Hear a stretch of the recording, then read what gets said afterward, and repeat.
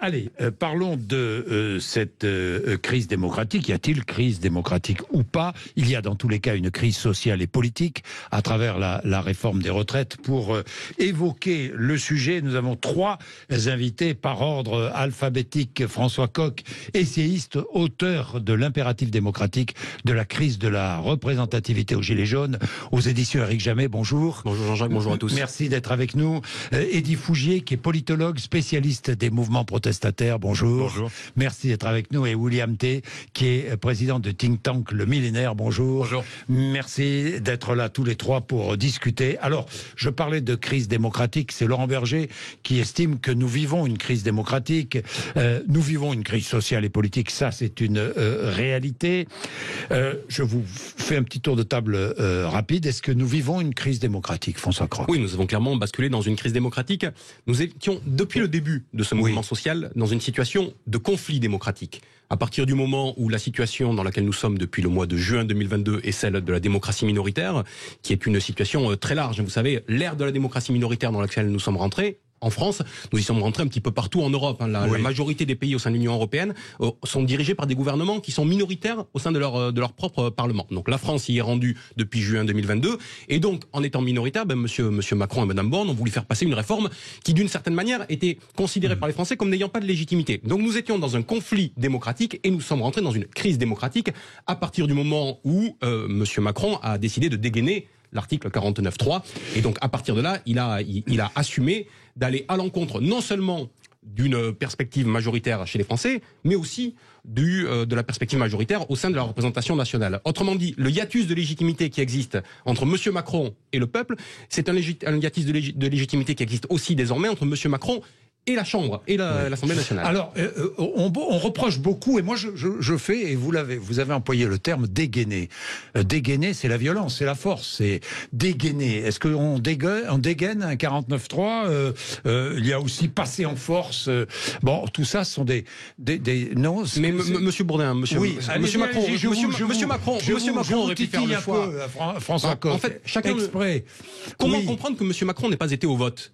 La logique. Ah non, mais ça, c'est autre chose. Ah ben non, c'est pas autre chose. C'est l'emploi des mots, je parle de la sémantique. Oui, mais ce que je veux, pour dire dégainer, monsieur Macron aurait pu suivre le cours logique, institutionnel et démocratique, le cheminement démocratique, comme il aime à le dire. Il aurait été au vote, il aurait gagné, il aurait perdu, il lui restait des options sur la table. Quand bien même il aurait perdu, il aurait pu se retourner vers les Français, aller au référendum. Beaucoup de députés de la majorité ont regretté d'ailleurs de ne pas aller au vote. Autrement dit, il a fait un choix, et à partir du moment où il fait un choix qui est brutal contre les Français, il a dégainé. Crise démocratique ou pas, Eddy Fougier? Oui, alors à court terme, de façon conjoncturelle, en lien avec la réforme des retraites, qu'on le veuille ou pas, il y a le sentiment au sein d'une grande partie de la population qu'il y a eu une forme de passage en force. Et le 49.3, dégainé ou pas, activé plutôt. J'aime pas trop ce mot. Je m'amusais avec. Activé. D'un point de vue démocratique, tout ceci se fait dans un cadre démocratique. Il y a le 49.3, il y a la Constitution, tout ça est bien bordé. En même temps, il y a cette idée que tout ça a été un petit peu le fruit d'un passage en force, à tort ou à raison. Il y a une enquête récente via Voice pour Libération qui montre que il y a 55% des personnes interrogées qui considèrent que les libertés ont régressé en France. Donc il y a, je dirais, de ce point de vue, il y a ce sentiment qu'il y a une crise démocratique. Et au-delà de cette affaire des retraites, il y a effectivement par beaucoup d'éléments sur lesquels on reviendra certainement, le sentiment aussi que par la participation électorale, par le décalage qu'il peut y avoir entre l'offre et la demande politique, une crise de la démocratie en France. Qu'en pensez-vous, William T? Moi, je pense qu'on est en crise démocratique, mais non pas à cause de la réforme des retraites, mais à cause des raisons de l'élection d'Emmanuel Macron. Emmanuel Macron a été élu parce que les Français ne voulaient être représentés ni par Mélenchon ni par Le Pen. Et ça a donné une majorité relative à l'Assemblée nationale. Donc, personne n'avait la majorité. Et en fait, sans majorité absolue à l'Assemblée nationale et sans possibilité de coalition, ni avec la gauche, ni avec la droite, il était déjà dans une impasse démocratique. Et en fait, on n'est pas en crise démocratique, on est même dans une impasse démocratique. C'est ça le sujet principal. C'est qu'Emmanuel Macron n'a quasiment plus d'options à partir de vendredi que le texte soit censuré ou pas. C'est-à-dire que la suite du quinquennat est dans une impasse. Peut-être que le quinquennat s'est terminé lors de l'utilisation du 49.3. S'il retire le texte, comme Jacques Chirac l'a fait avec le CPE, est-ce qu'il peut relancer et peut obtenir un capital politique supplémentaire alors que Jacques Chirac s'est enlisé après le CPE et Dominique de Villepin était complètement cramé pour la présidentielle de 2007? C'est une option probable. C'est-à-dire que Emmanuel Macron, qui est spontanément plutôt dynamique, disruptif, se transformer en Jacques Chirac et en père sage, ce qui est improbable avec sa personnalité. Deuxième option, il peut changer de Premier ministre. Mais quel Premier ministre permettrait d'élargir la majorité si c'est pas un Premier ministre de LR? Et si vous mettez un Premier ministre de LR, est-ce que vous avez les 290 sièges en faisant 240 chez Renaissance et 60 chez LR? Tout ça, c'est de la politique. Mais justement, je vais y arriver. Oui. Et ça veut dire qu'Emmanuel Macron a une dernière option, c'est le retour au peuple. Soit via référendum, soit via dissolution, ou soit via démission. Et en fait, on est dans une impasse démocratique, non pas en raison des institutions, mais parce que les Français sont en opposition complète avec le gouvernement actuel. C'est tout. Enfin, les Français, ils gardent 25 à 30%, un socle qui le soutient et qui est derrière lui. Et aucun leader aujourd'hui politique ne peut revendiquer plus de 35% aujourd'hui. C'est pour ça que c'est l'impasse démocratique. Mais au-delà de l'impasse, au-delà des élections, au-delà de moi, ce qui m'intéresse, c'est est-ce qu'il n'y a pas une crise plus profonde de la démocratie française, crise plus profonde qui date peut-être de 1958, de la Constitution de 1958. Est-elle toujours adaptée à notre époque? Faut-il complètement la réformer les institutions? Et puis je voudrais baser le débat sur deux déclarations. La première, Emmanuel Macron. La foule n'a pas de légitimité face au peuple qui s'exprime à travers ses élus. Ça mérite réflexion. Et la deuxième, qui est plus factuelle, qui est de Thomas Piketty, l'économiste. Il ne faut pas trop attendre du Conseil constitutionnel, qui est une façon de remettre en cause aussi peut-être notre fonctionnement démocratique. Oui, il y a deux questions en une dans ce que vous évoquez. D'abord, notons que les Français sont encore très attachés aux institutions de la Ve République. Et ce à quoi nous avons constaté là. Vous êtes sûr de ça? Vous êtes sûr de ça? Moi, je suis partisan de changer les règles du jeu. Je vais vous le dire dans un instant. Mais notons que ce qui pose problème aujourd'hui aux Français, c'est que même les institutions de la Ve République ne suffisent plus à faire avancer la discussion publique, le débat raisonné dans le champ démocratique. Pourquoi Monsieur Macron a utilisé l'article 47.1 qui déjà était une manière de corseter la discussion au sein de l'Assemblée nationale. Sur ce 47.1, il a rajouté l'article 49.3 qui était une manière de passer en force quand bien même vous trouvez peut-être cela un petit peu brutal. Donc non mais ce que je veux dire, c'est qu'il y a une distorsion déjà de ce qu'était la Ve République pour amener à M. Macron à continuer à diriger le pays dans cette situation de démocratie minoritaire que j'évoquais tout à l'heure. Le deuxième problème, c'est que les institutions de la Ve République datent, vous l'avez rappelé, de 1958. Elles répondaient non seulement à une période et à des préoccupations qui étaient celles de l'époque, mais à celles d'un peuple de l'époque. Aujourd'hui, n'avons-nous pas besoin... Et d'une classe politique qui ne voulait plus vivre la 4e République. Au regard des mutations que nous avons connues, n'avons-nous pas besoin de nous refonder collectivement, de redéfinir collectivement les règles du jeu, de ce qui est bien pour soi et de ce qui est bien pour tous? Est-ce qu'au moment où notre pays est si fracturé, est-ce qu'on ne peut pas se donner... Mais tout à l'heure, vous disiez les Français soutiennent les institutions. Je ne dis pas qu'ils les soutiennent. Je dis qu'aujourd'hui, dans ce paysage qui est un paysage totalement... en contradiction. Totalement à l'arrêt. Les Français se raccrochent à l'existant. Voilà. La peur dans le saut dans l'inconnu, c'est toujours inquiétant. Alors nous verrons tout à l'heure, nous poserons la question, est-ce que les Français n'espèrent pas un pouvoir fort autoritaire? Est-ce que les Français ne demandent pas un pouvoir fort autoritaire? Attention, c'est une question qui est posée. Moi, je suis plutôt d'accord. Ouais, on en parlera dans la deuxième partie. Mais vous voulez dire quelque chose, Guy Fougier? Et puis, je voudrais que nous prenions Dominique Bourg, qui est avec nous, le philosophe. Allez-y. Alors, il y a la question institutionnelle, mais il y a effectivement la perception. Il y a une étude du CEVIPOF de Sciences Po qui vient d'être publiée, qui montre que pour 2 tiers des Français, la démocratie ne fonctionne mal. Et notamment un aspect qui n'est pas nécessairement lié de façon intrinsèque aux institutions, c'est le sentiment que les hommes politiques ne se préoccupent pas de ce que pensent les gens, de ce que veulent les gens. Alors, à tort ou à raison, mais c'est plus de 80%. Et il y a aussi 70% quasiment des Français interrogés qui considèrent à tort ou à raison que les hommes politiques sont corrompus. Alors je ne pense pas que ce soit uniquement des petites mallettes ou des choses comme ça, c'est plus cette idée qu'il y a une collusion entre les politiques et les puissants. entre les politiques et les intérêts économiques. Donc il y a, c'est pas uniquement parce qu'on va introduire de la proportionnelle que on va résoudre cette perception, parce que sur le fond, il y a cette idée que il y a une partie des Français, en particulier les catégories populaires et les classes moyennes qui décrochent pour aller vite, qui ne se sentent plus nécessairement intégrés et qui ne jouent plus nécessairement le jeu électoral. On le voit bien avec dans ces catégories-là, beaucoup de gens qui s'abstiennent ou ne votent pas de façon systématique, ou vont choisir de zapper électoralement parlant, choisir des partis périphériques, etc., etc. Donc c'est aussi comment on amène ces catégories-là à s'intéresser davantage à la politique et à participer au jeu électoral. C'est ça l'enjeu. Alors il est 11h17, on va observer une petite page de pub et ensuite nous prenons en ligne Dominique Bourg, le philosophe qui est avec nous. À tout de suite. Et 11h20, est-ce que nous vivons une crise démocratique? Dominique Bourg vient se joindre à notre débat. Bonjour Dominique Bourg. Oui, bonjour monsieur. Bonjour. Vous êtes philosophe. Alors, est-ce que nous vivons une vraie crise démocratique en France? C'est pour le moins, tous vos invités vous le disent. Moi, j'ajouterais à ça qu'on vit aussi une dérive illibérale, et ça vient d'être souligné. C'est-à-dire qu'on a vraiment l'impression, si vous voulez, d'un pouvoir qui utilise tous les moyens à sa disposition, y compris la répression policière, pour faire passer des intérêts minoritaires de court terme. Il n'y a pas que la réforme des retraites. Si vous voyez ce qui a été fait en matière de pêche, si vous voyez ce qui a été fait avec la volonté de prolonger contre l'ANSES, donc contre l'agence qui est censée veiller au risque des pesticides, alors même qu'on sait que l'état sanitaire de l'eau en France est pas optimal, et c'est le moins qu'on puisse dire. Vous avez eu la manière dont a été menée l'affaire de Sainte-Soline. Vous avez la mise en cause de la Ligue des droits de l'homme, etc. Donc on a vraiment quelque chose de libéral.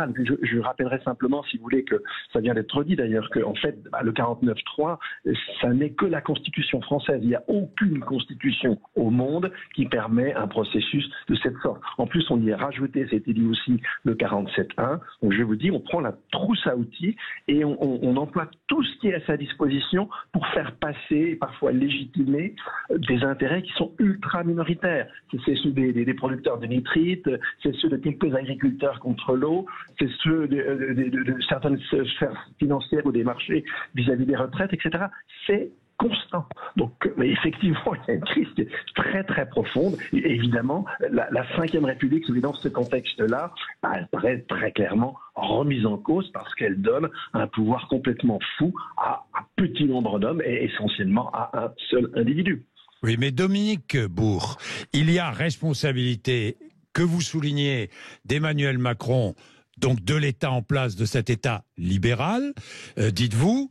N'y a-t-il pas aussi une responsabilité de l'opposition qui elle-même finalement conteste la démocratie, le fonctionnement de notre démocratie? Quand je vois la contestation, je citais l'exemple et la phrase de Thomas Piketty tout à l'heure, il ne faut pas trop attendre du Conseil constitutionnel. Ça veut dire qu'il met en cause indirectement peut-être la probité et l'intégrité de ses membres. Quand je vois Jean-Luc Mélenchon qui dit que peu importe les décisions du Conseil constitutionnel, est-ce qu'il n'y a pas là non plus une atteinte à notre démocratie? Mais si vous voulez, alors c'est pas une atteinte à la démocratie dans ces cas-là, c'est l'atteinte à un type de démocratie. Et effectivement, quand vous laissez pourrir les choses, finalement, même les institutions qu'on s'est dotées pour pouvoir réagir face à des crises perdent leur légitimité. Maintenant, cela dit, tous les constitutionnalistes vous diront que le Conseil constitutionnel français, c'est pas une cour comme la cour de Karlsruhe en Allemagne. Ce ne sont pas que des juges professionnels, c'est le moins qu'on puisse dire. Mais peu importe, on va pas les remettre en cause. Mais si vous voulez, à partir du moment où il y a une attitude caricaturale, visible, qui consiste à favoriser certains intérêts contre, en l'occurrence, des intérêts majoritaires, l'environnement, la santé publique, le désir de partir en retraite, etc. Au bout d'un moment, si vous voulez, ça jette le trouble et ça délégitime tout. Et là, on en est là. Alors effectivement, que certains partis politiques n'aient pas toujours eu peut-être une attitude optimale, mais cela dit, quand vous êtes coincé avec le 47.1, quand vous savez qu'au bout du compte, vous aurez quand même le 49.3, ça n'incite pas non plus fortement au débat démocratique. Oui, enfin, sauf que l'hypocrisie règne en maître, majorité-opposition confondue, chacun sachant que le temps de débat était limité, hein, franchement. Oui, mais c'est pas une raison pour en plus, si vous voulez, renforcer cette limite. Alors effectivement, réagir à ça par le refus d'entrer dans le débat, c'est peut-être pas optimal, je n'en sais rien. Mais en tout cas, si vous voulez... Si, vous le savez, Dominique Bourg. Vous le savez, évidemment que c'est pas optimal. Les deux attitudes sont condamnables, vous le savez bien. Elles sont condamnables, elles se nourrissent l'une l'autre, c'est ça simplement. Exactement, elles se nourrissent l'une l'autre. Oui, François Coq. Dominique Bourg évoque les artifices qui sont utilisés actuellement par le pouvoir en place et qui visent à contourner le cheminement qui devrait être des artifices. Ah ben si, non mais c'est constitutionnel. Non mais d'accord, mais dans ce cas-là la discussion c'est la même. Il y a l'évasion fiscale, tout le monde la dénonce, et il y a l'optimisation fiscale. Excusez-moi, l'optimisation fiscale c'est la même chose que l'évasion fiscale. Et ben là c'est exactement la même chose. C'est exactement la même chose aujourd'hui dans le champ démocratique. Dans un cas vous êtes un délinquant. Permettez-moi d'aller. Parce que nous avons franchi une nouvelle étape. Vous allez répondre. Nous avons franchi une nouvelle étape à partir du moment où ils usent de tous les artifices à leur disposition et qu'ils voient que ça ne suffit pas, ils décident d'aller plus loin. Il ne vous a pas échappé qu'il y a quelques jours, une députée du groupe Renaissance de M. Macron, Olga Givernet, a déposé une proposition de loi qui vise à faire en sorte que si un projet de loi ou une proposition de loi comme celle que nous avons connue sur les retraites n'était pas adoptée et n'arrivait pas à aller au bout de son cheminement parlementaire, les présidents de l'Assemblée nationale et du Sénat, conjointement, pouvaient faire en sorte de réunir le Congrès pour la faire adopter. Typiquement, c'est ce qui aurait permis à M. Macron de faire adopter la réforme du retraite, puisqu'il aurait pu pondérer les voix de l'Assemblée nationale, représentation du peuple, par les voix du Sénat, représentation des territoires. Autrement dit, ces gens-là nous proposent aujourd'hui de trafiquer un petit peu encore la Constitution, parce qu'ils voient qu'on arrive à une situation de blocage, même avec tous les outils dont ils disposent dans cette incroyable trousse à outils qu'est la Ve République. Oui, mais le Sénat, vous dites... Attendez, il faut être juste. Représentants des territoires, mais ce sont des représentants du peuple. Non, pas du tout. Indirectement. Non, indirectement. Ben non, c'est la Constitution. Excusez-moi, ils sont élus par des élus. Vous avez tort, monsieur Bourdin. Et oui, dans la Constitution française, les représentants du peuple, les représentants de la nation, sont les députés. Supprimez le Sénat, alors. Pas le Sénat. Mais les termes sont importants en termes de droit constitutionnel, monsieur Bourdin. Les représentants du peuple sont l'Assemblée nationale. Comment est élu un sénateur ? Ils sont élus au second degré par d'autres élus qui sont élus par le peuple, qui sont élus par les conseils municipaux, qui eux sont élus par le peuple. Attendez, c'est pas le même objet. Il y a pas, sinon il n'y aurait qu'une seule chambre, monsieur Bourdin, c'est pas la même chose. Non, mais dans toutes les démocraties, vous avez une chambre basse et une chambre haute. D'abord pas dans toutes les démocraties. Et aujourd'hui, si la question est la place du Sénat, doit-elle être posée? Pour ma part, je dis oui. Vous avez parlé longtemps, mais je vais vous répondre sur l'ensemble des points. Déjà, la différence entre quelqu'un qui fait de l'optimisation fiscale et quelqu'un qui fait de l'évasion fiscale, c'est qu'il y en a un, c'est un délinquant, et l'autre, c'est juste immoral. Donc c'est complètement différent. Dans un cas, l'autre devrait aller en prison, dans l'autre cas, c'est juste condamnable moralement. Ça, c'est le premier point. Ensuite, après, est-ce que le gouvernement a le droit d'utiliser la Constitution de la Ve République, qui a été adoptée majoritairement par les Français en 1958 par un très large référendum? Oui. Et ensuite, après, quand vous prenez l'ensemble des dispositions, quelle est l'alternative que vous proposez? Avec la fragmentation en trois du corps politique, ça veut dire un bloc de gauche, un bloc central et un bloc d'extrême droite. Et ben, si par cas, vous n'avez pas l'utilisation de la Constitution de la Ve République, le pays est ingouvernable. Ça veut dire que si par cas on est dans une démocratie comme en Allemagne ou comme au Royaume-Uni, Elisabeth Borne ne serait plus première ministre depuis les élections législatives. Surtout qu'en France, on ne sait pas ce qu'est le compromis et nous, ce qu'on souhaite, et les coalitions. Et nous, ce qu'on souhaite en France, c'est pouvoir gouverner. On attend d'un chef qui puisse gouverner, donner une direction. Ça, on en parlera quand vous regardez le dernier sondage, ça montre que Marine Le Pen est en tête des élections pour gouverner. Et moi, je pense que ce qui est important pour Emmanuel Macron et ce qui est important pour la démocratie française, c'est de pouvoir, répondre, comme vous l'avez dit, aux préoccupations des citoyens. Et pour répondre aux préoccupations des citoyens, il faut pouvoir gouverner, mettre de l'action. Et les citoyens n'attendent non pas de la démocratie, mais davantage de l'action et des résultats. Eddy Fougier. Écoutez, moi je pense qu'il ne faut pas, encore une fois, se focaliser uniquement sur les institutions. Et parce qu'on va chercher le petit truc pour réformer les institutions, le mode de scrutin, est-ce qu'il faut introduire ça ou ça? Je pense que c'est plus fondamental, encore une fois, comme je le disais tout à l'heure, il y a une partie de la population qui ne se sent plus concernée par les débats politiques, qui n'a plus d'intérêt pour la vie politique et qui ne veut plus jouer à ce jeu électoral. Mais bien sûr. Et c'est cela qu'il faut amener avant de songer pour savoir s'il manque 8 voix ou pas pour former une majorité. Et ça c'est pour moi, c'est le fondement. Après, je suis un petit peu ce que dit Dominique Bourg, sans aller sur la logique libérale ou autre. Et effectivement, on voit bien que aujourd'hui, regardez ce qui s'est passé lors des dernières élections présidentielles.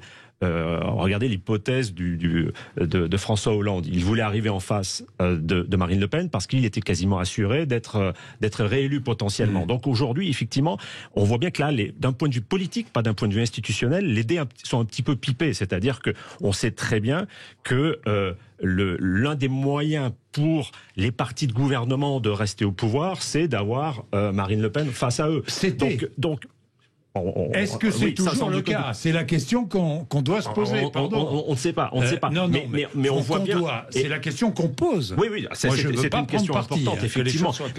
Mais là, on n'est pas sur des dimensions institutionnelles. On est sur des dimensions politiques. Et quand on voit juste entre 2012 et 2022, 2012, Sarkozy, Hollande, ils font 20 millions de voix. Hidalgo, Pécresse, 10 ans plus tard, elles font 2 millions de voix, un peu plus de 2 millions de voix. Donc il y a bien eu un effondrement à un moment donné qui n'a rien à voir avec les institutions, qui a à voir avec d'autres dimensions. Et sans aucun doute, sans faire de procès à Emmanuel Macron, on sait très bien, et là je parle sous votre contrôle, mais on sait très bien que quand il y a un parti du centre à un moment donné qui est dominant, ça favorise automatiquement les extrêmes de part et d'autre. Mais le parti du centre, on se demande où il est, parce que c'est... Oui, alors maintenant qui n'est plus nécessairement considéré comme toujours du centre. Et puis vous avez une autre dimension, vous l'avez dit aussi, c'est l'incapacité que l'on a à nouer des coalitions. Parce que le réflexe qu'on a en France, et ça c'est lié à la fois à l'état d'esprit, lié à une interprétation des institutions, c'est qu'on est minoritaire et on se dit on va passer avec le 49-3 et on ne cherche pas nécessairement à avoir des coalitions politiques, y compris sur la réforme des retraites, par exemple. Mais c'est pas uniquement que sur le gouvernement, c'est parce que la France, traditionnellement, est sur une culture de conflit, depuis la Révolution française. C'est-à-dire que lorsque vous avez des syndicats, les syndicats, à la différence de l'Allemagne, ne sont pas dans une culture de coalition ou de compromission ou de co-construction de projets, par exemple avec le patronat, ce que vous avez en Allemagne. Et c'est la même chose que vous retrouvez dans l'ensemble des institutions politiques, sociales. On n'est pas dans une social-démocratie traditionnelle comme ce que vous avez en Allemagne, dans les pays nordiques. Vous êtes plutôt à chaque fois dans la même chose en France, c'est qu'un pouvoir gagne et l'impose par rapport au reste. Il est 31. Je suis obligé d'observer une petite pause. Je vais encore poser une ou deux questions à Dominique Bourg, puis je vais le remercier pour son intervention parce qu'il est loin de nous. C'est moins facile de participer à un débat quand vous êtes un peu éloigné. Il est 11h31, à tout de suite. Il est 11h34. Dominique Bourg, que vouliez-vous dire? Allez, je vous donne la parole en premier. Oui, très rapidement. Les institutions, c'est une chose, mais c'est évidemment pas tout, mais elles peuvent peut-être aussi soit améliorer, soit en fait empirer une situation. Pour l'heure, elles empirent la situation. Et c'était remarqué tout à l'heure, si vous voulez, ce qui est extrêmement important, c'est le fait que vous ayez quand même une majorité, enfin pas une majorité, mais une part très importante du corps électoral qui ne fait plus partie du corps électoral, tout simplement parce qu'ils ont l'impression de ne pas être représentés. Et c'est évidemment pas en recourant à l'astuce de réunir le Congrès qu'on va répondre à ces sentiments. On va hyper le renforcer. Et on va renforcer la violence dans cette société. Donc il y a une manière, c'est dans la façon dont se conduit le pouvoir aujourd'hui, il ne cesse de jeter de l'huile sur le feu, sur une crise démocratique qui pourrait déboucher sur quelque chose de violent. Et la violence est déjà un petit peu là. Moi, ça m'inquiète énormément. Bien, merci beaucoup Dominique Bourg d'avoir été avec nous, de nous avoir fait part de vos réflexions. Alors nous continuons notre débat tous les trois et avec nos auditeurs 0826 300 300 si vous voulez intervenir évidemment. Il est 11h35. Moi j'ai lu, je ne sais plus dans quel débat, sur quel journal, ces mots de Paul Reynaud, l'ancien président. La France est au Parlement et nulle part ailleurs. En fait, la France, elle n'est pas au Parlement, elle est partout ailleurs là aujourd'hui. Oui, ce que nous constatons depuis maintenant plusieurs années, c'est qu'il n'existe plus de dynamique dans le champ institutionnel. Les seules dynamiques que nous avons constatées dans notre pays, elles ont lieu hors du champ institutionnel. Je pense aux Gilets jaunes en 2018-2019. Je pense à ce que nous connaissons actuellement sur le mouvement contre la réforme des retraites. Je pense y compris à ce que nous avons connu à certains moments pendant la crise Covid. Il y a eu des dynamiques populaires qui sont mises en place sur certains sujets. Dans le champ institutionnel, il existe nulle part des dynamiques. Le champ institutionnel est à l'arrêt. Très à droite sur les réseaux sociaux, par exemple. Il y a des dynamiques. Réel. Non mais la dynamique, c'est pas uniquement en France, c'est dans toutes les sociétés occidentales. Toutes les crises de sociétés occidentales, c'est-à-dire que la crise française qu'on traverse en démocratie traverse tous les pays occidentaux. Donc c'est une crise de la démocratie dite libérale. C'est vrai, quand vous dites, vous avez une démocratie directe et ce qui s'est passé aux États-Unis, de toute façon ça arrivait à peu près au même moment. Vous avez l'émergence du populisme dans les années 2010 avec l'élection de Donald Trump, de Boris Johnson, du Brexit, etc. Vous avez en clair une classe moyenne qui est en opposition avec la démocratie et les régimes institutionnels et qui font élire des populistes d'extrême gauche ou d'extrême droite pour les porter au pouvoir, qu'ils puissent les représenter et accéder au jeu démocratique.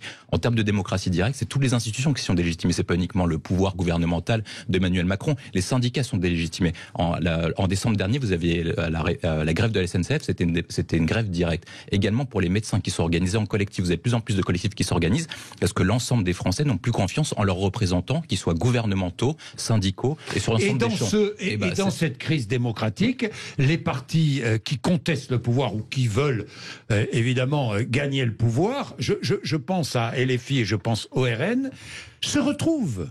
Et parfois, leurs électeurs se regroupent. Oui, non, mais le sujet essentiel, c'est qu'avec une tripartition de l'offre politique, vous pouvez pas répondre à la crise démocratique parce qu'il n'y a aucun projet qui peut rassembler plus de 50% des Français. C'est quasiment impossible. Et c'est ça le sujet essentiel. C'est-à-dire qu'en fait, on essaie de réformer les institutions à chaque fois pour répondre à un problème qui est plus profond. La société française est fracturée. Elle est fragmentée. Jérôme Fouquet parle d'archipel français. Et comme il n'y a aucune personnalité politique, il n'y a pas de général de Gaulle, il n'y a pas de Napoléon, capable de rassembler largement les Français dans un grand projet et derrière une grande majorité, c'est pour ça qu'on arrive à une crise démocratique. Et moi, je pense que le sujet essentiel, c'est non pas réformer les institutions, parce que nos institutions nous permettent d'éviter de retourner aux urnes toutes les années et nous permettent de gouverner. Il faut juste que la classe politique soit en capacité d'établir et de réfléchir à un nouveau projet adapté aux nouvelles mutations mondiales. On n'est plus sur le même changement en termes de géopolitique. On a eu le retour du tragique en Europe avec la guerre en Ukraine. On va rentrer dans un conflit entre la Chine et les États-Unis qui vont réorienter et requalifier le monde. La société du travail n'est plus la même que dans les années 60 avec la crise Covid qui ont montré que maintenant les gens ont besoin de mobilité à la fois dans leur carrière et en termes de mobilité géographique. Et les rapports entre les hommes et les femmes ne sont pas les mêmes, notamment avec l'émergence de nouveaux sujets. Le rapport à l'écologie et avec la planète n'est pas la même. Et par rapport à ces nouveaux enjeux, vous avez une classe politique qui est complètement dépassée et qui fait un jeu politique uniquement à une seule condition, c'est parce qu'ils savent depuis juin dernier que la dissolution est proche et donc du coup ils se contentent de parler à leur base électorale en vue de sauver leur propre siège de député plutôt que d'essayer d'élargir et de parler ensemble des Français. Eddy Fougier. Il est important aussi, au-delà des institutions et de la classe politique, de réhabiliter un certain nombre d'institutions intermédiaires. Qui sont la base de la démocratie. Et on voit bien la défiance par rapport aux médias. Il y a beaucoup d'enquêtes qui... Bien sûr, à juste raison, je le dis tout de suite. Et donc ça, c'est un élément... Je suis le premier critique Il y a une enquête récente sur l'utilité des médias. Effectivement, c'est la base. Les médias font partie de la base de la démocratie. L'accès à l'information, l'accès à une information vérifiée. Autre institution essentielle et qui est complètement dévalorisée, ce sont les partis politiques et les syndicats. Et là, je vous ai parlé de cette enquête du Cevipof. C'est une enquête internationale. On demande aux gens quels sont les meilleurs moyens de s'exprimer pour vous en tant que citoyen. Et il y a seulement 6% des personnes qui répondent le syndicat et seulement 7% qui répondent les partis politiques. C'est 2 à 3 fois moins qu'en Allemagne, en Italie ou en Grande-Bretagne. Donc il y a un problème à ce niveau-là aussi. Et ils préfèrent s'exprimer dans la rue plutôt que par des syndicats ou par des partis politiques.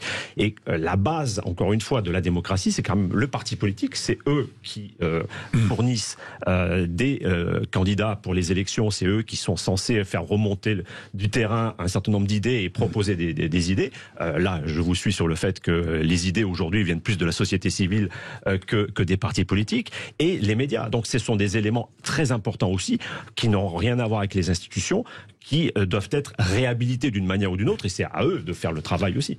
Alors, je suis frappé. Vous voulez ajouter quelque chose, François Coq ? Non. Alors je suis frappé et on va développer quand même. Je parlais tout à l'heure de pouvoir un peu autoritaire, un homme fort, un pouvoir fort autoritaire. Est-ce que les Français aspirent à cela ou pas ? Mais je suis frappé par le fonctionnement. Nous avons au pouvoir un homme, président de la République, avec une gouvernance très verticale. Là, il y a un pouvoir autoritaire. Nous avons à LFI un homme avec un pouvoir très vertical. Là, nous avons au Rassemblement national une femme avec un pouvoir très vertical. C'est-à-dire que nous avons 3 exemples. Les 3 leaders politiques français pratiquent ce pouvoir autoritaire et vertical. Ça mérite réflexion, peut-être, non ? Non, mais c'est l'histoire de la France depuis la Révolution française. Les Français ont toujours une contradiction. C'est-à-dire qu'en période de paix, on préfère l'horizontalité, la discussion et la collaboration. En gros, c'est ça. C'est-à-dire qu'il faut discuter, parlementer, etc.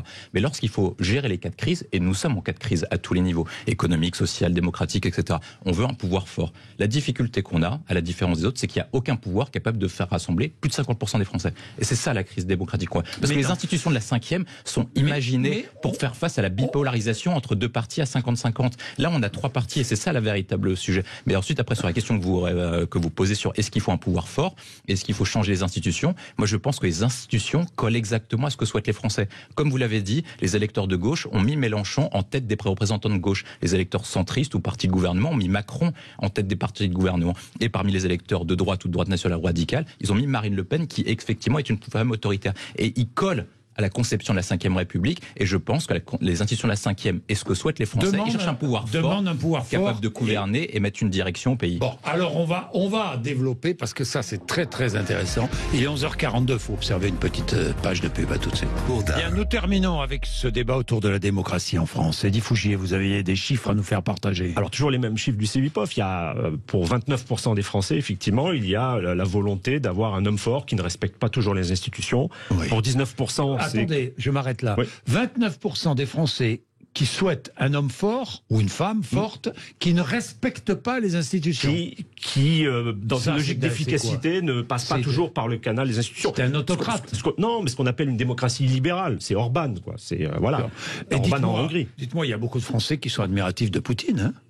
Ne nous l'auront pas. Hein. Peut-être un peu plus avant la guerre, mais mais bien sûr. Mais on l'entend. Oui, on l'entend. La phrase. On le lit sur les réseaux sociaux. On l'entend. On le lit sur les réseaux sociaux. Bien sûr. C'est pas compliqué. Bien sûr. Continuez alors. Et puis il y a 19% des Français dans cette même étude qui souhaiteraient que l'armée dirige le pays. Et donc et puis dans une autre étude assez intéressante, il y a 26% des Français qui considèrent qu'on n'est même plus en démocratie, qu'on est dans un régime autoritaire. Donc ça c'est, il y a un socle là aussi, et à peu près avec les mêmes caractéristiques d'individus qui se sentent un peu moins intégrés à la société, plus des jeunes, beaucoup de jeunes qui sont dans cette vision-là, et des ouvriers, des personnes qui sont... Mais attendez, vous avez raison, Eddy Fougier. Encore une fois, je reparle des réseaux sociaux, mais le mot dictature est employé à tout bout de champ sur les réseaux sociaux.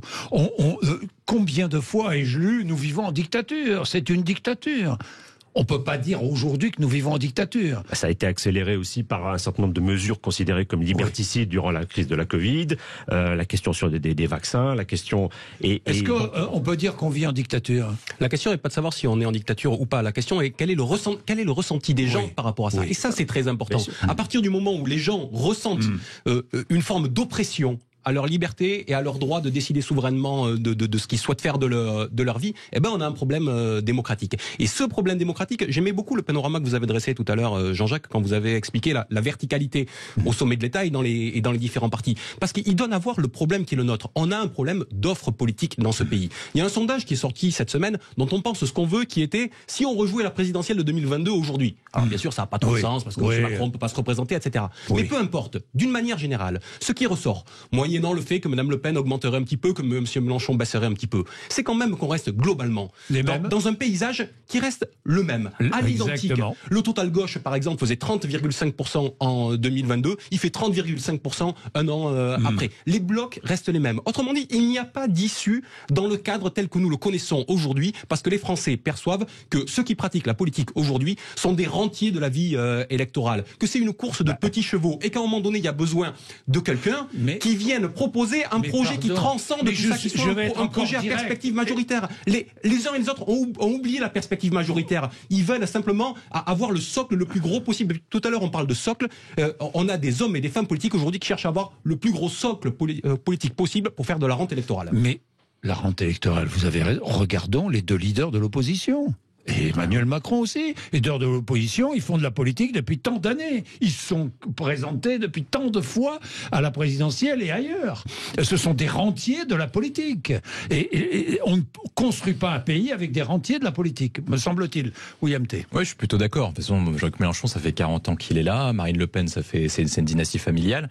Je pense que le sujet sur la crise démocratique, c'est faire cohabiter les institutions avec ce que souhaite le peuple. Et vous avez dit que 26% de la population considérait qu'on n'est pas en démocratie et qu'on vivait en dictature. Mais est-ce que ces 26%-là, de toute façon, ne vont jamais voter et ne sont pas mis en dehors du jeu politique? Et je pense qu'à trop vouloir parler aux personnes qui sont mises en dehors, on oublie de parler aux 75% restants. Il y a quand même 75% qui viennent voter à la présidentielle et qui participent régulièrement au jeu démocratique. Et à cela, il faut d'abord se concentrer sur cela avant de parler aux plus défavorisés, aux plus éloignés, etc. Donc quand on prend les 75% qui s'adressent au jeu politique, ils ont mis une trépartition électorale. En gros, il y a 25% qui votent pour Mélenchon, 25% qui votent pour Macron et 25% qui votent pour Le Pen. Le seul moyen de pouvoir arriver, c'est de bâtir une nouvelle offre politique. Et pour bâtir une nouvelle offre politique, il faut soit l'émergence d'une nouvelle personnalité, soit l'émergence d'un nouveau consensus. À l'heure actuelle, Emmanuel Macron est dans une impasse démocratique. Jamais il ne retournera à la dissolution parce qu'il sait qu'il perdra les élections. Mais bien sûr. Donc le seul moyen qui reste à court terme, c'est de pouvoir bâtir une coalition pour traverser la fin du quinquennat. Et quelle est les deux seules coalitions possibles? Soit Emmanuel Macron se tourne vers la gauche en proposant un programme de gauche, soit Emmanuel Macron propose un programme de droite en se tournant vers les Républicains. Mais pour ça, ça veut dire qu'il faut qu'Emmanuel Macron fasse une révolution, non pas contre le peuple, mais contre lui-même. Exactement. Mais vous avez raison, d'autant plus que dans son gouvernement, les dissensions sont là. Oui, parce qu'ils sont entre le regard porté vers la droite et le regard porté vers la gauche. Ouais. Hein, on est bien d'accord. Elisabeth Borne est plutôt le regard porté vers la gauche et Gérald Darmanin plutôt le regard porté vers la droite. Donc, Eddy Fougier. Non, mais je suis en accord avec ça.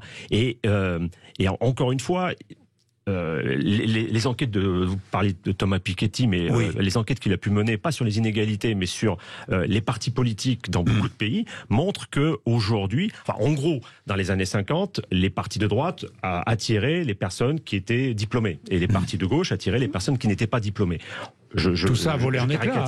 Aujourd'hui, la plupart des partis de droite dits de gouvernement attirent toujours des populations diplômées et les partis de gauche attirent eux aussi des populations diplômées. Et donc, où sont les non-diplômés? Où sont les catégories populaires? Elles sont ailleurs, soit elles ne votent pas, soit elles votent pour des mouvements dits populistes de droite ou de gauche. Donc c'est ça. Et donc, là, cette question de l'offre politique est absolument essentielle. Alors après... comment faire en sorte que cette offre politique soit... D'autant qu'il y a un élément, Dominique Bourri faisait référence de façon implicite, à mon avis, un facteur supplémentaire qui rend l'intégration des catégories populaires difficile, c'est cette question de la transition écologique. Parce qu'on voit bien que c'est très compliqué d'emmener des personnes qui appartiennent à ces catégories dans cette transition écologique qui est perçue d'une manière ou d'une autre comme une forme d'adaptation. Ça, c'est une autre dimension intéressante qui prend de plus en plus d'importance. Vous parliez de consensus. Aujourd'hui, la dimension écologique ne dépasse pas les clivages. Ce que je veux dire, c'est que est-ce qu'un jour, c'est intéressant, est-ce qu'un jour, cette urgence écologique s'imposera au clivage politique? J'aimerais poser cette question parce que ça, c'est très intéressant, la réflexion. Vous ne croyez pas? Non, je pense pas, parce que à l'heure actuelle, tant que l'écologie est définie telle que celle-ci, ça veut dire avec un objectif non avoué de décroissance et de réduction de production du temps de travail, etc., c'est-à-dire qu'en fait, vous avez des gagnants et des perdants dans cette organisation. Et à chaque fois, c'est le clivage que vous avez dit. Vous avez un clivage entre ceux qui habitent dans les métropoles, des grands diplômés, etc., et ceux qui habitent en ruralité, et donc qui vont payer le coût de cette transition écologique. Parce que lorsque vous habitez dans une grande métropole, on vous dit qu'il faut passer au vélo, il faut réduire la consommation de la voiture, du carburant, etc. Mais de toute façon, ça ne vous impacte pas. Alors que ceux qui vont payer le prix de la transition écologique, ce sont les classes moyennes et les classes populaires. Et tant que la transition écologique sera portée par la classe moyenne et classe populaire, ils seront en opposition par rapport à ce projet-là. Ouais, je ne crois pas non plus que la question de l'écologie soit un paradigme refondateur. C'est-à-dire qu'à un moment donné, ça peut faire du consensus. On peut être d'accord sur le principe, mais on n'est pas d'accord, ça ne crée pas du consensus d'implication. Du côté des et je rajoute par rapport à la discussion que nous avons, qu'on a quand même deux verrous qui posent un problème pour refonder la vie politique et justement pour essayer de retrouver un consensus politique nouveau. C'est que c'est la monarchie présidentielle à laquelle nous sommes confrontés. Et ça, c'est extrêmement puissant. Le rôle que nous avons avec Constitution de 58. Non, de l'élection présidentielle 1962 déjà, et surtout le tournant majeur qui est l'inversion du calendrier électoral. C'est-à-dire qu'à partir du moment où le Parlement est totalement inféodé à l'élection présidentielle qui lui précède, ce qui n'est pas le cas maintenant. Bah si, c'est totalement le cas. Aujourd'hui, l'Assemblée n'est pas FED à Emmanuel Macron actuellement. Elle n'est pas FED à Emmanuel Macron, mais d'une manière ou d'une autre, le vote qui suit est la résultante de l'élection présidentielle. Et même ici, c'était la résultante du vote du mois de mai. Le vote du mois de juin en législative était la résultante du mois de mai. Donc tout ça rend beaucoup plus difficile de proposer une nouvelle offre politique. Regardez pendant la présidentielle de 2022, certains s'y sont essayés et ils ont échoué. Alors on peut revenir sur leurs échecs. À droite, M. Zemmour, qu'on le veuille ou non, a essayé de proposer une forme de nouvelle offre politique, il a échoué. En son temps, M. Montebourg a essayé de ne pas rentrer dans la logique des partis et il a été rattrapé par la patrouille et sa candidature a été pour le moins éphémère. Donc c'est quand même une drôle de machine l'élection présidentielle et ça lisse beaucoup les choses. Oui, mais moi je serais plus optimiste que vous parce que les Français voulaient la proportionnelle. Ils ne l'avaient pas eu dans le cadre institutionnel et démocratique. C'est-à-dire que ni le Sénat ni l'Assemblée nationale ne voulaient mettre la proportionnelle. Les Français ont imposé la proportionnelle de fait lors des dernières élections législatives. Si vous mettez la proportionnelle, vous avez exactement la même répartition à l'Assemblée nationale. Et donc, est-ce qu'il n'est pas possible qu'en vue de la prochaine élection présidentielle ou en vue de la prochaine échéance, si par cas il y a une crise majeure, que les Français se saisissent eux-mêmes et proposent une offre politique ou choisissent quelqu'un qui fasse émerger une nouvelle offre politique. Parce qu'on a vu que les Français étaient de plus en plus intelligents en termes sociaux et en termes politiques. Ils se sont adaptés. Ils ont compris qu'avec le fait qu'il y ait le même calendrier présidentiel et législatif, il y avait une coagulation des pouvoirs entre président de la République et pouvoir législatif. Ils voulaient un contre-pouvoir au président de la République élu Emmanuel Macron. Ils lui ont mis un contre-pouvoir avec une majorité relative. Alors maintenant, connaissant cette impasse démocratique, est-ce qu'ils ne vont pas faire en sorte que les trois rentiers du système actuel, qui profitent le plus du système actuel, c'est-à-dire Emmanuel Macron, Jean-Luc Mélenchon et Marine Le Pen, ne soient pas balayés en vue de la prochaine élection présidentielle? C'est la question que je pose. Un mot, Eddy Fougier, de la fin. Mais je pense qu'il faut aussi des respirations démocratiques entre l'élection présidentielle et la vie courante. Et il y a des initiatives qui sont intéressantes, alors qui amènent à des discussions, mais par exemple les conventions citoyennes, on le voit bien en ce moment avec la convention sur la fin de vie, la convention sur le climat, bon, ça a été un petit peu compliqué, surtout la partie finale, mais tout ce qui a trait à la démocratie participative, il y a la question du Sénat, certains disent, ça a été testé en Belgique, un Sénat citoyen, avec des gens tirés au sort et une assemblée permanente. Il y a beaucoup de réflexions qui existent aujourd'hui, qu'il faut mettre sur la table. Quand vous regardez la liste, l'OCDE fait une liste de toutes les initiatives citoyennes qui existent, de tous les collectifs. C'est plusieurs dizaines. Donc, entre le changement institutionnel, la 6e République et puis le citoyen, il y a peut-être aussi des respirations à prendre. Bien, merci messieurs. Débat absolument passionnant. Je vous remercie parce que très bonne tenue et on peut échanger des idées sans s'insulter. Et c'est ce que j'aime ici. C'est l'objectif. François Coq, merci beaucoup. Merci vraiment. Eddy Fougier, merci. William T, merci d'être venus tous les trois pour participer à ce débat.